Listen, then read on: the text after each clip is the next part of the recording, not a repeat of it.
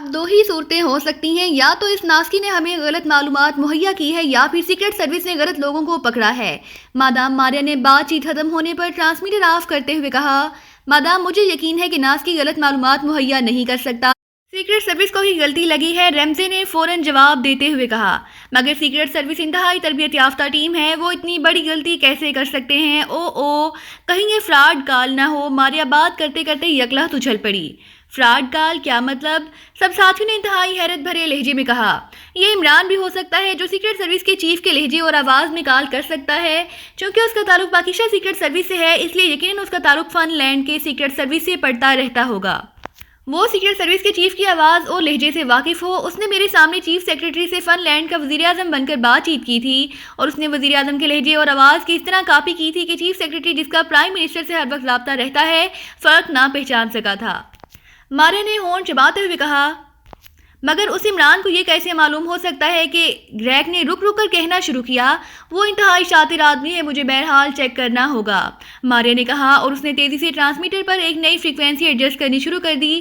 چونکہ وہ black top کے دفتر میں بیٹھ کر کافی دیر تک کام کر چکی تھی، اس لیے اسے اب سیکرٹ سروس کے ہیڈ کوارٹر کی محسوس فریکوینسی کا علم تھا۔ Hello chief of black top, Maria calling over. Frequency adjust کر کے اس نے بار بار کال دینی شروع کر دی۔ Yes secret service headquarter, attending you over. چند لمحوں بعد ٹرانسمیٹر میں سے آواز سنائی دی، چیف سے بات کراؤ، اٹ از ایمرجنسی اوور۔ ماریا نے انتہائی تحکمانہ لہجے میں کہا، یس چیف آف سیکرٹ سروس بول رہا ہوں، اوور۔ چند لمحوں کی خاموشی کے بعد سیکرٹ سروس کے چیف کی آواز ٹرانسمیٹر سے گونج اٹھی۔ یہ بالکل وہی لہجہ اور آواز تھی جو تھوڑی دیر پہلے انہوں نے ٹرانسمیٹر کال کے دوران سنی تھی۔ میں نے سنا ہے کہ آپ کی سروس نے پاکشا سیکرٹ سروس کے اس گروپ کو گرفتار کر لیا ہے جو فارمولے کے حصول کے لیے یہاں آیا ہوا ہے، اوور۔ ماریا نے بات کرتے ہوئے کہا، جی نہیں، آپ نے غلط سنا ہے، ہم انہیں تلاش کر رہے ہیں لیکن ابھی تک ان کا کوئی سراغ نہیں مل سکا، اوور۔ دوسری طرف سے چیف نے کہا، okay over and all madam, Maria نے کہا اور ٹرانسمیٹر آف کر دیا۔ اب آ گیا یقین؟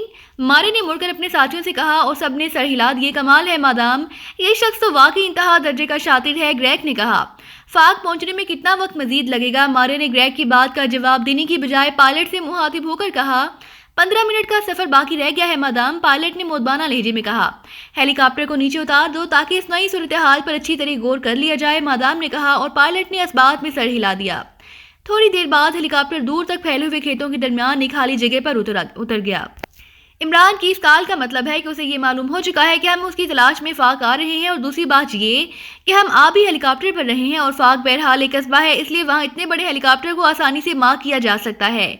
اس لیے اب ہم براہ راست اس ہیلی کاپٹر پر زیرو ٹاؤن کے قریب اتر کر اس کی رہائش گاہ پر ریڈ نہیں کر سکتے، وہ ہمیں پہلے ہی چیک کر لیں گے اور ہو سکتا ہے کہ وہ ہم پر حملہ کرنے کا پروگرام بنا چکے ہوں۔ ماریا نے اپنے ساتھیوں سے مخاطب ہو کر کہا، مادام اس زیرو ٹاؤن کے عقبی حصے میں پہاڑیاں ہیں، اگر ہم فاق کے قصبے میں براہ راست جانے کی بجائے ان پہاڑیوں کے عقبی حصے میں اتر جائیں تو ہمارا ہیلی کاپٹر تک چیک نہیں کیا جا سکتا اور ہم ان پہاڑیوں کو کراس کر کے پیدل زیرو ٹاؤن میں داخل ہو سکتے ہیں۔ اس طرح وہ لوگ ہیلی کاپٹر کو ہی تلاش کرتے رہ جائیں گے اور ہم آسانی سے ان پر ریڈ کر سکیں گے، ریمزے نے تجویز پیش کرتے ہوئے کہا۔ تمہاری یہ تجویز درست ہے، پائلٹ ہیلی کاپٹر کو لمبا چکر دے کر ان عقبی پہاڑیوں کی طرف لے جا سکتا ہے، اس طرح قصبے سے ہیلی کاپٹر کو چیک نہیں کیا جا سکتا، لیکن یہ بھی تو ہو سکتا ہے کہ وہ لوگ کوٹھی چھوڑ کر کہیں اور شفٹ ہو جائیں، پھر تو ہمیں لازماً انہیں قصبے میں ہی تلاش کرنا پڑے گا، مادام نے کہا۔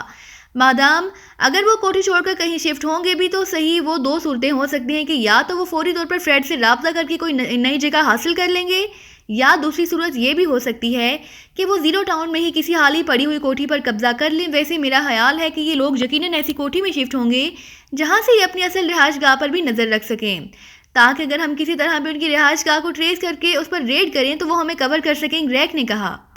یس مادام، زیرو ٹاؤن تو نو تعمیر شدہ آبادی ہے، وہاں اکثر کوٹھیاں خالی ہی رہتی ہیں اور جس انداز میں یہ لوگ کام کرتے ہیں مجھے گریگ کی بات سے مکمل اتفاق ہے، انہوں نے بالکل ایسا کرنا ہے، ریمزے نے کہا۔ اوکے، پھر ہمیں بھی ان کی چال ان پر ہی لوٹا دینی چاہیے، ہم خود ان کے ہاتھوں ٹریپ ہو کر ٹریپ کریں گے، مادام، ماریا نے کہا۔ وہ کس طرح مادام؟ گریگ، ریمزے اور باقی ساتھیوں نے چونکتے ہوئے کہا۔ عمران کو یہ ہرگز معلوم نہ ہوگا کہ ہماری تعداد کتنی ہے، اس لیے ہم ہیلی کاپٹر کو بھی پہاڑوں پر اتاریں گے، وہاں ہمارے 4 ساتھی اتر جائیں گے اور پیدل زیرو ٹاؤن کی طرف جائیں گے، ہم ٹرانسمیٹر پر ان سے رابطہ رکھیں گے، یہ وہاں جا کر اس طرح پوزیشن سنبھالیں گے کہ ان لوگوں کی نظروں میں کسی طرح بھی نہ آ سکیں۔ اس کے بعد میں باقی ساتھیوں سمیت ہیلی کاپٹر پر وہاں جا کر اتروں گی اور پھر ہم باقاعدہ کوٹھی کے اندر بے ہوش کر دینے والی گیس کے بم فائر کریں گے اس کے بعد ہم کوٹھی کے اندر داخل ہو جائیں گے. لازماً یہ لوگ جہاں بھی موجود ہوں گے یہ ہمیں ٹریپ کرنے کے لیے ہم پر بے ہوش کر دینے والی گیس کا فائر کر دیں گے. اس طرح ہم واقعی بے ہوش ہو جائیں گے اور پھر یہ لوگ اپنی پناہ گاہ سے نکل کر ہمیں کور کرنے کے لیے جیسے ہی کوٹھی میں داخل ہوں گے ہمارے پہلے سے چھپے ہوئے ساتھی ان پر دوبارہ بے ہوش کر دینے والی گیس کے فائر گھول دیں گے. اس طرح ہمیں ساتھ ساتھ یہ لوگ بھی بے ہوش ہو جائیں گے. پھر ہمارے ساتھی اندر داخل ہو کر ہمیں ہوش میں لائیں گے جبکہ یہ بے ہوش ہی رہیں گے. اس طرح ہم ان پر قابو پا لیں گے. مادام مارے نے واقعی شاطرانہ انداز میں کی گئی پلاننگ کی تفصیل بتاتے ہوئے کہا. پھر ایسا ہے مادام کہ آپ باہر رہیں, ہم میں سے 6 ساتھی اندر جائیں گے. گریگ نے کہا. نہیں, اس نے مجھ سے بات کی ہے, اس لیے اگر میں اندر نہ داخل ہوئی تو وہ یہی سمجھے گا کہ میں باہر ہوں. البتہ میرے کوٹھی میں داخل ہو جانے پر وہ مطمئن ہو جائے گا. اگر میرے بے ہوش ہو جانے سے یہ گروپ قابو میں آ سکتا ہے تو یہ سودا مہنگا نہیں ہے. مادام ماریا نے مسکراتے ہوئے کہا. اور تھوڑے سی بحث و مباحثہ کے بعد آخرکار اس تجویز پر عمل درآمد کے لیے فیصلہ ہو گیا اور مادام ماریا نے پائلٹ کو ہدایات دینا شروع کر دیں.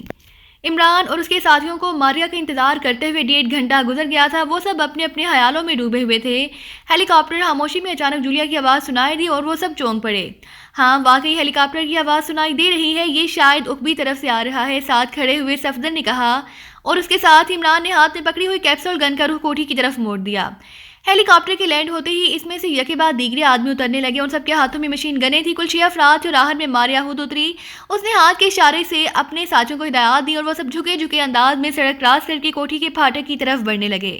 چند لمحوں تک وہ سب کوٹھی کی دیوار سے چمٹے رہے. پھر ان میں سے ایک آدمی دیوار پر چڑھتا نظر آیا. اس نے بڑے محتاط انداز میں اندر نظر ڈالی اور پھر مڑ کر اپنے ساتھیوں کو اشارہ کیا. عمران اس کا اشارہ سمجھ گیا کیونکہ کوٹھی کے پوش میں ایک کار کھڑی تھی جو ان کی آمد سے بھی پہلے یہاں موجود تھی. اس لیے ظاہر ہے ان لوگوں نے یہی سمجھا کہ یہ لوگ اندر موجود ہیں. ایسے بھی پھاٹک بھی اندر سے بند تھا. وہ آدمی آہستگی سے دیوار سے اترا اور دبے قدموں چلتا ہوا پھاٹک کی طرف بڑھ گیا. پھر اس نے انتہائی احتیاط سے پھاٹک کی چھوٹی کھڑکی کی کنڈی کھول دی اور اس مادام ماریا سمیت باہر موجود سب ساتھی اندر آ گئے. وہ چند لمحے وہاں رکے, کوٹھی کے اندرونی حصے کا جائزہ لیتے رہے. پھر وہ سب محتاط انداز میں اندرونی طرف بڑھنے لگے. ابھی انہوں نے چند ہی قدم اٹھائے ہوں گے کہ عمران نے ٹریگر دبانا شروع کر دیا اور دوسرے لمحے سٹک کی آوازوں کے ساتھ ہی ایک کے بعد دیگرے 4 کیپسول اڑتے ہوئے پلک جھپکنے میں ان ساتھوں افراد کے قدموں میں گر کر پھٹ گئے. کیپسولوں کے گرتے ہی وہ سب تیزی سے اچھلے ہی تھے کہ پھر لہراتے ہوئے نیچے گرے اور چند لمحوں میں ہی ساکت ہو گئے. تنویر, باہر جا کر چیک کرو, ہیلی کاپٹر میں کوئی موجود تو نہیں ہے. اگر ہو تو اسے بھی بے ہوش کر دو, جلدی جاؤ. عمران نے تیز لہجے میں تنویر سے مخاطب ہو کر کہا اور تنویر دوڑتا ہوا بیرونی دروازے کی طرف بڑھ گیا. چند لمحوں بعد وہ کوٹھی کے صحن سے گزرا, پھاٹک کراس کر کے باہر گیا اور پھر اسی طرح چلتا ہوا ہیلی کاپٹر کی طرف بڑھنے لگا جیسے ویسے ہی تجسس کے ہاتھوں مجبور ہو کر ہیلی کاپٹر کو نزدیک سے دیکھنا چاہتا ہو. پھر ہیلی کاپٹر کے قریب پہنچ کر وہ تیزی سے ہیلی کاپٹر پر چڑھ گیا. چند لمحوں بعد اس نے ہیلی کاپٹر سے اتر کر محسوس انداز میں ہاتھ لہراتے ہوئے ہیلی کاپٹر کے خالی ہونے کا اعلان کر دیا. چلو اب اپنے مہمانوں کی اطمینان سے مہمان نوازی کریں, عمران نے مسکراتے ہوئے کہا. اور وہ سب تیزی سے مڑ کر کوٹھی سے نیچے اترے اور پھر دوڑتے ہوئے درمیانی چھوٹی دیوار کو کراس کر کے اپنی اصلی رہائش گاہ میں پہنچ گئے. جبکہ تنویر پہلے ہی پھاٹک کی کھڑکی کراس کر کے اندر پہنچ چکا تھا. اٹھاؤ انہیں اور اندر لے چلو, عمران نے اپنے ساتھیوں سے کہا.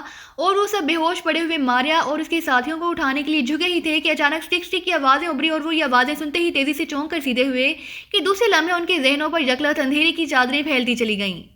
عمران نے فوری طور پر سانسیں روک کر اپنے آپ کو بچانے کی کوشش کی, لیکن شاید اسے دیر ہو چکی تھی. اس لیے اس کے ذہن پر بھی اندھیرے نے جھپٹا مارا اور اس کا ذہن تاریکیوں میں ڈوبتا چلا گیا.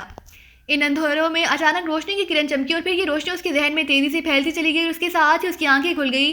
چند لمحوں تک اس کا ذہن لاشعوری کی کیفیت میں رہا. پھر جیسے ہی اس کا شعور بیدار ہوا اس کے ہونٹ بھیج گئے. وہ اسی کوٹھی کے ایک بڑے کمرے میں ایک سون کے ساتھ بندھا ہوا کھڑا تھا جبکہ اس کے باقی ساتھی فرش پر ڈھیر پڑے ہوئے تھے. سامنے مادام ماریا کھڑی تھی. اس کے چہرے پر طنزیہ مسکراہٹ تھی اور اس کے عقب میں مشین گنوں سے مسلح 10 جاندار آدمی خاموش کھڑے تھے. تمہیں ہوش آ گیا علی عمران؟ تم نے دیکھا کہ ہم نے کس خوبصورتی سے تمہاری چال تم پر ہی الٹ دی ہے. ماریا نے فاتحانہ انداز میں کہا لگاتے ہوئے کہا. چال؟ او واقعی خوبصورت چال ہے تمہاری. ہمارے شاعر اس چال کو ہتھنی کی چال کہتے ہیں اور یہ چال حسن میں شمار ہوتی ہے. عمران نے بڑے معصوم سے لہجے میں کہا. تو ماریا ایک بار پھر کہا لگا کر ہنس پڑی. تمہاری یہی خوبصورت باتیں سننے کے لیے میں نے تمہیں ہوش دلایا ہے, ورنہ تم جیسے خطرناک آدمی کو ہوش میں لے آنا اپنے آپ کو رسک میں ڈالنے جیسا ہے. اس کے ساتھ ساتھ میں یہ بھی چاہتی تھی کہ تم اپنے ساتھیوں کو موت کا شکار ہوتے بھی اپنی آنکھوں سے دیکھ سکو, ماریا نے کہا. اس کے ساتھ اس نے مڑ کر ایک ساتھی سے مشین گن لے لی. 1 منٹ ماریا, کیا تم واقعی احسان فراموش عورت ہو؟ عمران نے تیز لہجے میں کہا. احسان فراموش کیا مطلب؟ ماریا نے چونک کر کہا. کیا میں نے تمہیں زندہ رکھ کر اور پھر زندہ چھوڑ کر تم پر احسان نہ کیا تھا؟ ورنہ تم جانتی ہو کہ ایک لمحے میں تمہارے خوبصورت جسم میں ہزاروں گولیاں اتر سکتی تھی۔ عمران نے منہ بناتے ہوئے کہا، تم مجھے احسان فراموش نہیں کہہ سکتے عمران، تم نے میرے پورے سیکشن کو ختم کر دیا تھا۔ تمہارے ساتھی تو صرف 5 ہیں، جبکہ تم نے میرے بے شمار ساتھیوں کو بے دردی سے ہلاک کر دیا تھا۔ اور دوسری بات یہ کہ تم نے مجھے آزاد کر کے مجھ پر کوئی احسان نہ کیا تھا، تم نے مجھے استعمال کرنے کی کوشش کی تھی، اور اگر میں تمہاری باتوں کے دوران ہوش میں نہ آ جاتی تو تم واقعی اپنے مقصد میں کامیاب ہو جاتے۔ ماریا نے منہ بناتے ہوئے کہا، ٹھیک ہے، اگر تم اتنی ہی احسان فراموش ہو تو بے شک میرے ساتھیوں کو بھی گولیوں سے اڑا دو اور مجھے بھی ہلاک کر دو، لیکن اس طرح تم ہمیشہ کے لیے اس فارمولے اور اپنی صوفیہ لیبارٹری سے بھی ہاتھ دھو بیٹھو گی۔ عمران نے منہ بناتے ہوئے کہا، مجھ پر تمہاری ان شاطرانہ چالوں کا کوئی اثر نہیں ہو سکتا عمران۔ میں تمہیں ہوش میں لانے سے پہلے لیبارٹری کے انچارج ڈاکٹر مورسن سے بات کر چکی ہوں، تم ابھی اس لیبارٹری تک نہیں پہنچ سکے۔ ماریا نے مسکراتے ہوئے جواب دیا اور عمران کا چہرہ مایوسی سے بری طرح لٹک گیا۔ بہرحال تم نے ہمیں مار تو دینا ہی ہے، اس لیے کیا میں ایک آخری فرمائش کر سکتا ہوں؟ بڑی معصوم سی فرمائش ہے، عمران نے مایوسانہ لہجے میں کہا۔ اچھا بتاؤ کیا فرمائش ہے؟ ماریا نے مسکراتے ہوئے کہا، صرف اتنی کہ میرے ساتھیوں کو بے ہوشی کے دوران مت مارو، انہیں ہوش میں لے آؤ، بے شک انہیں اچھی طرح باندھ دو، مجھے کوئی اعتراض نہیں، لیکن میں یہ برداشت نہیں کر سکتا کہ پاکیزہ کے یہ عظیم سپوت بے ہوشی کے دوران ہی ہلاک ہو جائیں اور انہیں یہ معلوم ہی نہ ہو سکے کہ انہیں مارنے والا کون ہے اور وہ کس طرح موت کا شکار ہو گئے ہیں۔ عمران نے کہا، ٹھیک ہے، اگر یہ تمہاری آخری فرمائش ہے تو یہ پوری کی جا سکتی ہے، لیکن اگر تم یہ سوچ رہے ہو کہ ونڈسر کلب کی طرح تمہاری ساتھی سچویشن بدل لیں گے تو اس بات کو ذہن سے نکال دو، میں پوری طرح محتاط ہوں اور میرے ساتھی عام مجرم نہیں ہیں، بلیک ٹاپ کے اسپیشل ایجنٹس ہیں، ماری نے کہا، اور پھر اس نے مڑ کر اپنے آدمیوں کو ہدایات دینی شروع کر دی۔ تھوڑی دیر بعد عمران کے ساتھیوں کے ہاتھ ان کے عقب میں باندھ دیے گئے اور پھر ان کے جسموں میں انجیکشن لگائے جانے لگے۔ عمران نے زنان اپنی کلائیوں کی گرد بندھی ہوئی رسیاں کاٹنے کی بے حد کوشش کی، لیکن اسے اس انداز میں باندھا گیا تھا کہ اس کے ناخنوں میں موجود بلیڈ رسیوں تک کسی طرح پہنچ ہی نہ پا رہے تھے۔ عمران نے اپنے ساتھیوں کو ہوش میں لانے کی بات کی ہی اس لیے تھی کہ اس طرح اسے کچھ وقت مل جائے گا، اور اسے وقت مل بھی گیا، اس کے باوجود وہ اپنے مقصد میں کامیاب نہ ہو سکا، اور اسی لمحے اس کے سارے ساتھی کراہتے ہوئے ہوش میں آ گئے۔ چونکہ کمرے کے درمیان صرف 2 ستون تھے، جن میں سے ایک سے عمران بندھا ہوا تھا، اس لیے باقی ساتھیوں کو وہیں فرش پر ہی ہاتھ باندھ کر ہوش میں لے آیا گیا تھا۔ اٹھ کر کھڑے ہو جاؤ ساتھیوں اور بلیک ٹاپ کی نئی چیف کا استقبال کرو، عمران نے مسکراتے ہوئے اپنے ساتھیوں سے کہا، جو ہوش میں آنے کے بعد نہ صرف اٹھ کر بیٹھ گئے تھے بلکہ حیرت سے اس سچویشن کو بھی دیکھ رہے تھے۔ ہاں، میرا استقبال کرو، میں تمہاری موت ہوں، اپنی موت کا استقبال کرو مادام، ماریا نے بڑے فاہرانہ لہجے میں کہا، اور عمران کے سارے ساتھی تیزی سے اٹھ کر کھڑے ہونے لگ گئے۔ ہاتھ عقب میں بندھے ہونے کی وجہ سے گو انہیں کھڑے ہونے میں خاصی مشکل پیش آ رہی تھی، لیکن بہرحال کسی نہ کسی طرح وہ اٹھ کر کھڑے ہونے میں کامیاب ہو ہی گئے۔ مادام ماریا کو بلیک ٹاپ کے چیف بننے پر میری طرف سے مبارکباد ہو، صفدر نے مسکراتے ہوئے کہا۔ شکریہ، لیکن اس مبارکباد کے جواب میں بہرحال تمہیں موت ہی ملے گی، ماریا نے ہنستے ہوئے کہا۔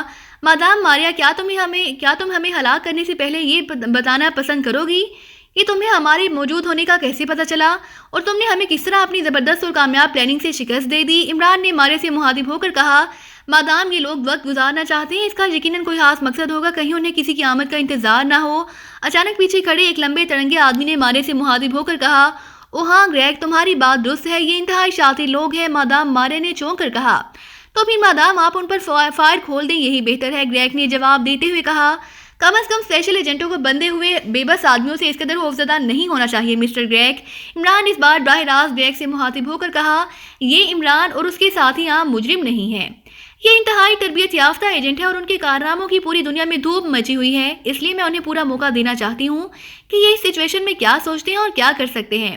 ویسے بھی ہمیں اتنی جلدی نہیں ہے، البتہ تمہاری بات بھی درست ہے، اس لیے صرف گریگ اور ریمزی جہاں میرے پاس رہیں گے، باقی سب ساتھی باہر نگرانی کریں گے، تاکہ اگر ان کا کوئی حمایتی آئے بھی تو وہ ان سے بچ کر نہ جا سکے۔ ماریا نے کہا۔ مادام، گریگ نے کچھ کہنا چاہا۔ جیسے میں نے کہا ہے ویسے ہی ہوگا، تم اسپیشل ایجنٹس ہو، اس لیے ان سے اس قدر خوفزدہ ہونے کی ضرورت نہیں ہے، جاؤ باہر، ماریا نے تیز لہجے میں کہا، اور اس گریگ کے ساتھ کھڑے ہوئے ایک آدمی کے علاوہ باقی 8 آدمی تیزی سے باہر نکلے اور کمرے سے باہر نکل گئے۔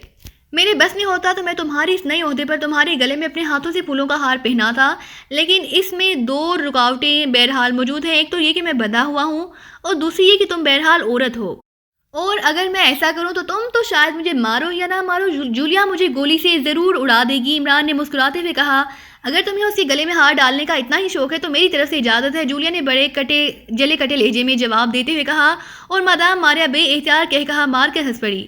بہت خوب، یہ عورت شاید تمہارے ساتھ محبت کی وجہ سے چپکی ہوئی ہے، ورنہ ایک 30 نژاد عورت کا پاکستان سیکرٹ سروس میں کیا کام؟ ماریہ نے منہ بناتے ہوئے کہا۔ یہ چپکنے والا لفظ تم نے غلط بولا ہے مادام ماریہ، ہمارے مشرق میں یہ لفظ ان معنوں میں بولے جانے کو انتہائی بد اخلاقی سمجھا جاتا ہے۔ عمران نے منہ بناتے ہوئے کہا۔ تمہاری انہی باتوں نے ہمیں یہ دن دکھایا ہے عمران، ورنہ یکلہ تنویر نے انتہائی اصیلے لہجے میں عمران سے مخاطب ہو کر کہا۔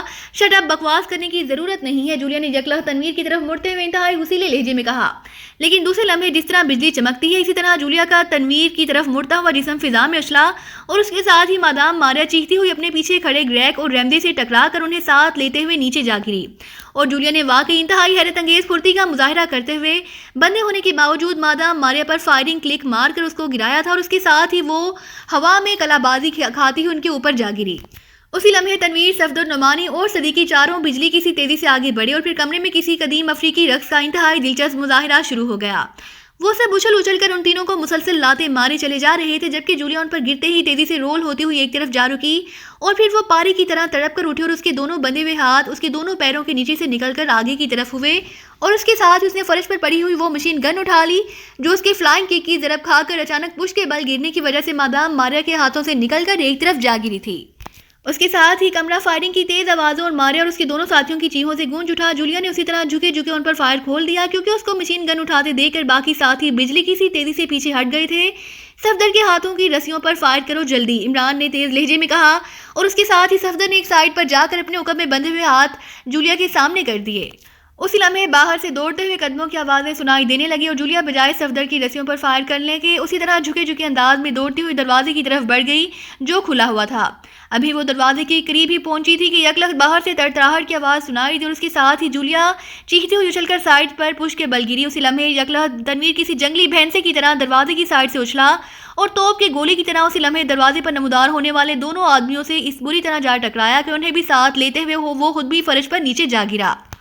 صفدر، نعمانی اور صدیقی نے بھی چھلانگیں لگائیں اور ایک بار پھر بیرونی راہداری میں وہی قدیم افریقی رقص کا مظاہرہ شروع ہو گیا۔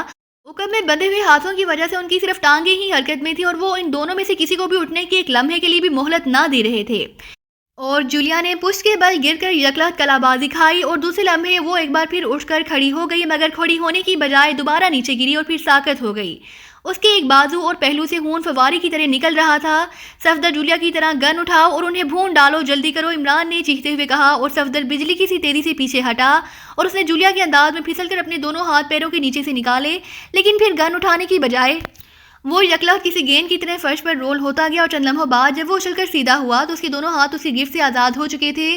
اس نے بازو سامنے آتے ہی اپنے مڑے ہوئے بازو اوپر کو اٹھائے اور سر کو ممکن حد تک نیچے جھکایا تاکہ وہ اس کی گانٹھ کو دانتوں سے کھول سکے۔ اس نے بازو سامنے آنے پر دیکھ لیا تھا کہ رسی ایک محسوس انداز میں بندھی ہوئی تھی اور اگر اس کا سائیڈ میں لٹکتا ہوا ایک چھوٹا سا سر زور سے کھینچ لیا جائے تو گانٹھ کھل سکتی ہے۔ چنانچہ وہ اس کے ایک سرے کو دانتوں سے پکڑنے کی کوشش میں جھکا تھا اور پھر بے اختیار گیند کی طرح رول ہو کر کلا بازی کھا گیا، لیکن اس کے دانت اس طرح ہاتھوں کے قریب پہنچ چکے تھے۔ دوسری بار کوشش کے دوران وہ پھر گیند کی طرح رول ہوا اور اس بار گانٹھ اس کے دانتوں کی گرفت میں آ گئی تھی۔ نتیجہ یہ ہوا کہ ایک ہی جھٹکا لگنے سے اس کے ہاتھ کھل گئے۔ ہاتھ کھلتے ہی وہ بجلی کی سی تیزی سے مشین گن کی طرف جھپٹا۔ ادھر نعمانی اور صدیقی کے ساتھ ساتھ تنویر نے بھی مسلسل لاتیں چلا کر ان دونوں کو ابھی تک اٹھنے سے روکا ہوا تھا، لیکن وہ انہیں بے ہوش کرنے میں کامیاب نہ ہو سکے تھے، کیونکہ وہ دونوں بھی اپنے آپ کو سنبھالنے اور ان تینوں کو گرانے کی انتہائی جان توڑ کوششوں میں مصروف تھے۔ ہٹ جاؤ، صفدر نے چیخ کر کہا، اور تنویر، نعمانی اور صدیقی تینوں یکلخت اچھل کر سائڈوں پر ہوئے ہی تھے کہ صفدر نے ان دونوں پر فائر کھول دیا اور وہ دونوں بری طرح چیختے ہوئے فرش پر تڑپنے لگے۔ ابھی چونکہ ان کے 6 ساتھی باہر تھے اس لیے صفدر نے بجلی کی سی تیزی سے تنویر، نعمانی اور صدیقی کے ہاتھوں کی رسیاں کھول دی۔ تنویر، تم جولیا کو دیکھو، صدیقی اور نعمانی میرے ساتھ جائیں گے، صفدر نے کہا، اور اس کے ساتھ ہی وہ گن اٹھائے برآمدے کی طرف دوڑتا چلا گیا۔ چونکہ ان 6 افراد کی طرف سے ابھی تک کوئی رد عمل ظاہر نہ ہوا تھا، اس لیے صفدر سمجھ گیا کہ وہ سب یقیناً کوٹھی سے باہر ہی ہوں گے۔ نعمانی اور صدیقی بھی ان دونوں کے ہاتھوں سے نکلنے والی گنیں اٹھائیں اور صفدر کے پیچھے باہر کو نکل گئے، جبکہ تنویر نے سب سے پہلے جولیا کے ہاتھ اس کی گرفت سے آزاد کیے۔ یہ بے ہوش ہے مگر خون بے حد تیزی سے نکل رہا ہے۔ تنویر نے رکت بھرے لہجے میں عمران سے مخاطب ہو کر کہا، گھبراؤ نہیں، میں نے دیکھ لیا ہے، زخم خطرناک جگہوں پر کہیں نہیں، مجھے کھولو تاکہ اس کے زخموں سے نکلنے والے خون کو روکا جا سکے، ورنہ زیادہ خون نکل جانے سے گڑبڑ بھی ہو سکتی ہے، عمران نے تیز لہجے میں کہا، اور تنویر دوڑتا ہوا عمران کے عقبی طرف آیا اور چند لمحوں بعد عمران رسیوں کی گرفت سے آزاد ہو چکا تھا۔ اسی لمحے دور سے فائرنگ کی ہلکی ہلکی آوازیں سنائی دی اور پھر خاموشی طاری ہو گئی۔ پانی لے آؤ، میں میڈیکل باکس لے آتا ہوں، عمران نے تیز لہجے میں کہا اور دوڑتا ہوا دروازے سے باہر نکل گیا۔ چونکہ وہ لوگ اسی کوٹھی میں موجود تھے جس میں وہ پہلے سے رہ رہے تھے، اس لیے عمران کو علم تھا کہ میڈیکل باکس کہاں موجود ہے۔ چند لمحوں بعد جب وہ میڈیکل باکس اٹھائے دوڑتا ہوا واپس کمرے میں آیا تو تنویر اس کمرے سے ملحقہ باتھ روم سے پانی کا جگ بھر کر پہلے ہی جولیا کے پاس پہنچ چکا تھا، اور عمران نے میڈیکل باکس کھولا اور پھر زخموں کو پانی سے دھو کر اس نے جولیا کے زخموں میں سے گولیاں نکالنی شروع کر دیں۔ اسی لمحے صفدر، نعمانی اور صدیقی بھی اندر داخل ہوئے۔ وہ سب ساتھ والی کوٹھی میں موجود تھے، ان میں سے 2 اوپر والی منزل میں اور 4 نیچے موجود تھے۔ ہم نے ان کی جھلک دیکھ لی تھی، اس لیے ہم عقبی طرف سے دوسری کوٹھی میں داخل ہوئے اور پھر اچانک ہم نے انہیں چھاپ لیا، وہ سب ختم ہو چکے ہیں۔ صفدر نے جلدی جلدی رپورٹ دیتے ہوئے کہا، اور عمران جو زخموں سے گولیاں نکالنے میں مصروف تھا اس نے صرف سر ہلا دیا۔ گولیاں نکلنے کے بعد اس نے زخموں پر بینڈیج کی اور پھر 2 انجیکشن لگا کر اس نے اطمینان کا ایک طویل سانس لیا۔ اب چند منٹ بعد ہی اسے ہوش آ جائے گا۔ عمران نے میڈیکل باکس بند کر کے اٹھتے ہوئے کہا، اور باقی ساتھیوں کے چہروں پر اطمینان کے تاثرات ابھر آئے، جبکہ تنویر کا ستا ہوا چہرہ بے اختیار کھل اٹھا۔ اس بار واقعی بال بچ گئے ہیں، عمران نے مسکراتے ہوئے کہا۔ مس جولیا نے واقعی انتہا درجے کی پھرتی کا مظاہرہ کیا ہے، ورنہ مجھے خطرہ تھا کہ جیسے ہی ہم نے حرکت کی ان لوگوں نے فائر کھول دینا ہے اور ہم میں سے ایک دو تو لازماً ہی فائرنگ کی زد میں آ جاتے۔ صفدر نے مسکراتے ہوئے کہا اور عمران نے سر ہلا دیا۔ اسی لمحے جولیا نے کراہتے ہوئے آنکھیں کھول دی۔ شکر ہے تمہیں ہوش آ گیا، ویسے تم نے آج واقعی کارنامہ سر انجام دیا ہے۔ تنویر نے یکلخت جولیا پر جھکتے ہوئے انتہائی مسرت سے کہا۔ شکریہ تنویر، ویسے میں عمران کے ذہن کی داد دیتی ہوں، اس نے باقاعدہ اس حملے کی انتہائی کامیاب منصوبہ بندی کی تھی، میں اس کی باتوں کا مطلب سمجھ گئی تھی۔ جولیا نے مسکراتے ہوئے کہا اور پھر آہستہ آہستہ اٹھ کر کھڑی ہو گئی، اور جولیا کی بات سن کر تنویر کا پھول کی طرح کھلا ہوا چہرہ بے اختیار بگڑ سا گیا۔